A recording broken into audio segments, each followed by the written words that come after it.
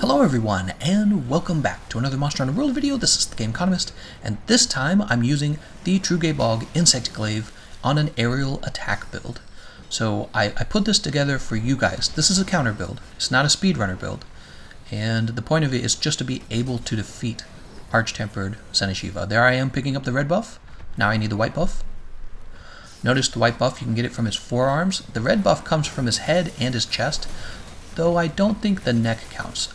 I could be wrong about this, but I think the neck gives you the orange buff. Also, I know you can get the orange buff from his hind legs, which we'll be picking up the orange buff later. You'll notice he's down, which is why I'm attacking from the ground, because there's no reason to use aerial attacks when he's not attacking, right? The advantage to using aerial attacks is that you end up dodging a lot of the monster's attacks, right? That's the whole point.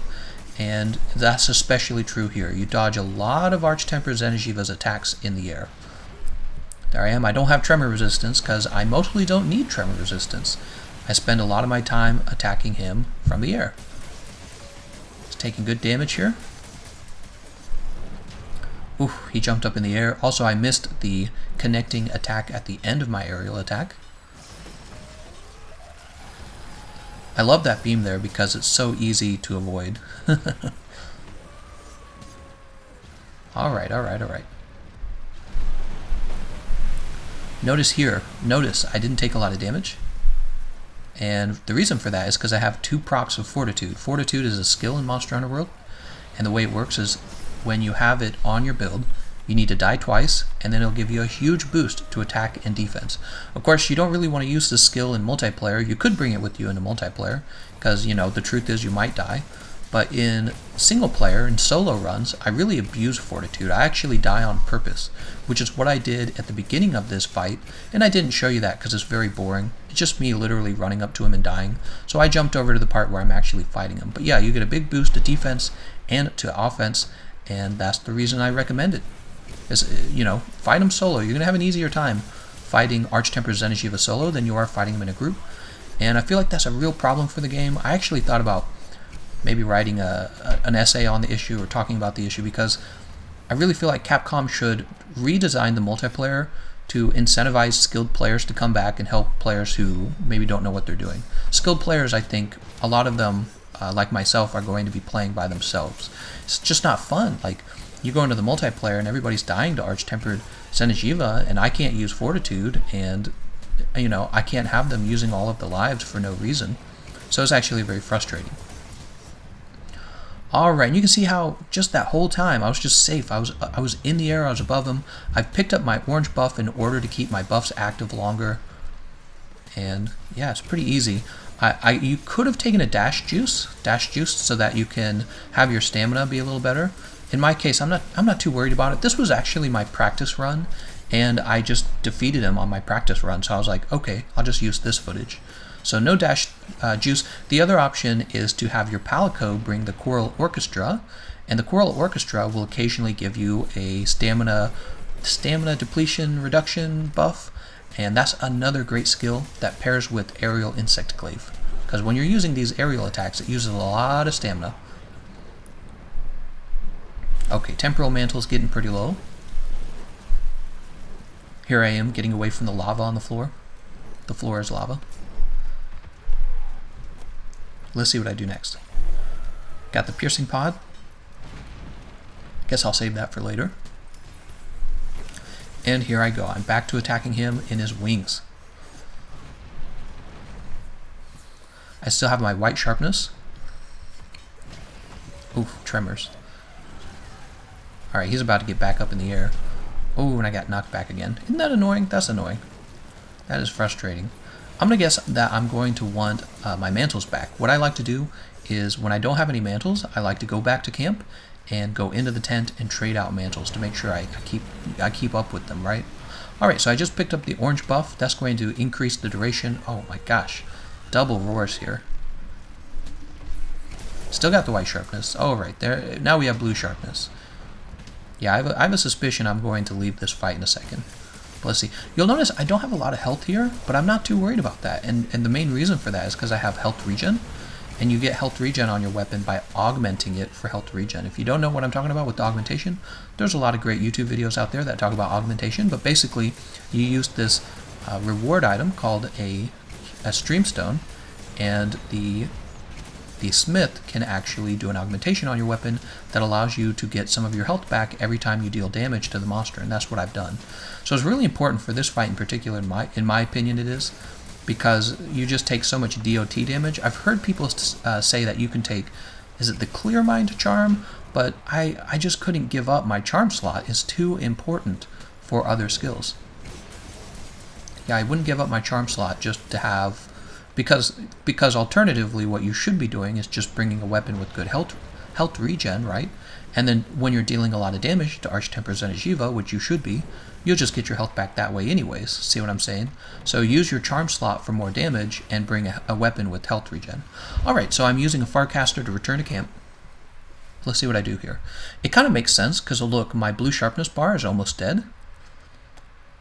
Alright, and I'm trading out my mantle. And I'm sharpening my weapon in order to get the protective polish buff onto my weapon. So I've got the protective polish. I need to pick up the red buff and the white buff for my Kinsect. He's not cooperating. He's jumping in the air. Come on. Look at that. I got lucky. I got the red buff. Nice. Now I just need the white buff. There's the Rocksteady Mantle. Ooh, look at that hit. I actually didn't mean to do that. I remember that. I remember thinking to myself, like, oh, that was an accident. Okay, and he is exhausted, so I'm just going to get tons of damage in right now. Oh, the wings just broke. A little stagger there. And I'm just dealing tons of damage. Rocksteady Mantle is going to allow me to ignore that roar.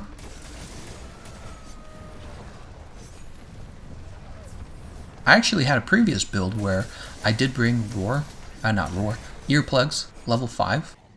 Yeah, I had an earlier build that did that, but I realized it was a lot more important with the Thegameconomist to reach the white sharpness bar and then to go for protective polish. That way you're just dealing so much more damage, and then you can use the protective polish to protect that white sharpness, and when you're using aerial attacks, you're going to reduce your sharpness very quickly. So the protective polish was actually pretty important as well, just in general. Like, even if you couldn't reach white sharpness, having the protective polish there is really useful. So I dropped earplugs and I picked up Handicraft 5 and protective polish. You can see I'm really not having that much trouble with them. It's pretty easy, and I'm dealing a lot of damage. And I used a lot of weapons at this point on Arch-Tempered Xeno'jiiva. Pretty much all of them except for the longsword, the switch axe, and the charge blade. Those are the only weapons I haven't used against Arch-Tempered Xeno'jiiva, and the reason I'm recommending the aerial insect glaive build that I have here is just because I know how effective it is. So far I have a gun lance build for you guys, and I have a heavy bowgun build using the pierce ammo level 3. And I also have a light bowgun build that uses elemental ammo, water ammo.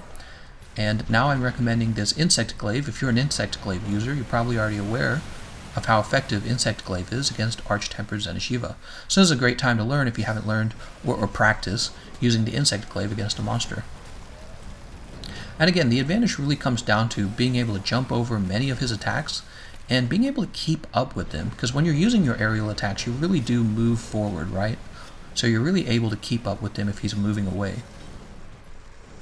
And his big body, you just have a really nice big target.